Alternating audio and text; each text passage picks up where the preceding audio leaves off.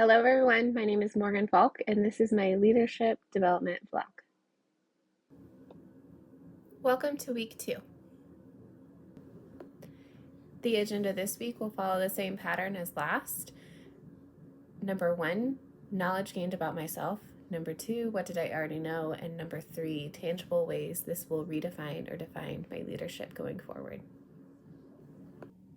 For knowledge gained, we will start with the concept that joy creates extreme vulnerability. I am guilty of not allowing joy to stay around for long. I finish the assignment and then I quickly start planning the next to-do list. Achievement at work, I bet I could have done better. I ran for 30 minutes, but I bet I could have done 45. Or maybe I should start doing more strength training. What makes a vice a vice? The idea of shadow comforts really resonated with me, but it was the revelation of the what rather than the why that made it a vice. It also allowed me to make the connection to the AA poster, "You're only as sick as your secrets." I'm not sure I'll be able to look at comfort or addiction quite the same again. Third, striving for perfection sets you up for shame and failure. I am a recovering perfectionist. I call it my inner taskmaster. This is still something I struggle with every day. I feel like I still have not grasped what a healthy hustle would look like from the readings with Brene, but to be honest, I'm not sure I agree with the idea of total balance. Do I need sleep? Absolutely. However, I don't know how else to accomplish everything else in my present life without a little hustle. I do feel the elements of shame and then eventually failure when I have yet to accomplish everything that I set out for the day, but usually by the next day, I just try again. Would some call that insanity? Maybe. Let's just leave that one for my work in progress. Next, we will cover what I already knew before the reading. Gratitude chickens build strength and connection.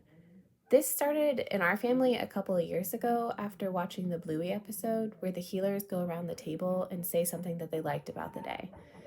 In our house, this has turned into what was your favorite thing? It has led to reflection and insight into our kids' lives, but also everyone at the table views their own and everyone else's idea of gratitude in a new light. This is also something that I started to practice with the new OTA students to form their new cohort and to understand the concept of occupations. So our OT twist is that we go around the room at the start of class to say, what occupation are you grateful for today? Number 2 is an open heart will allow you to make better decisions without emotions controlling you. I feel like this is something I learned from working in First Steps. At first, I viewed myself as a professional who took matters very seriously. I wouldn't understand why the parents hadn't worked on the 8 different homework assignments I assigned the previous week. I would become easily frustrated when sessions would be derailed by silly things. And then I became a parent. My view shifted, to say the least. No longer were the piles of laundry on the couch or the messy sink a failure on the parent. They were surviving.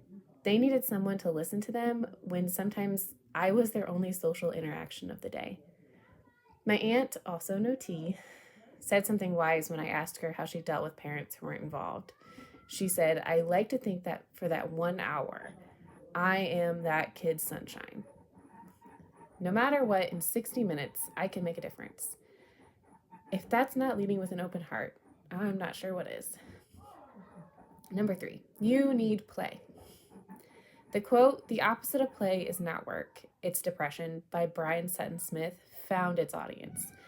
This hit me hard as both a mother and First Steps therapist. Play is what I do for a living. I think what I forget sometimes is that play is not just for kids. Adults need it just as much. Lastly, how will my leadership be redefined by the reading?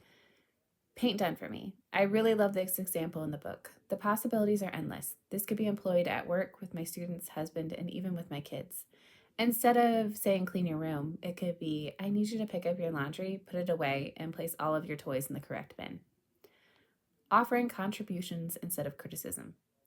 I've actually started practicing this one. A recent conversation with a speech therapist where she was talking about the service coordinator that struggled to write speech goals, and instead of complaining, we decided to start brainstorming. It felt worlds better afterwards. and there was no criticism hangover. Celebrate joy. From the little things to the big things, I want to delay the negative flow as long as possible and just enjoy the win.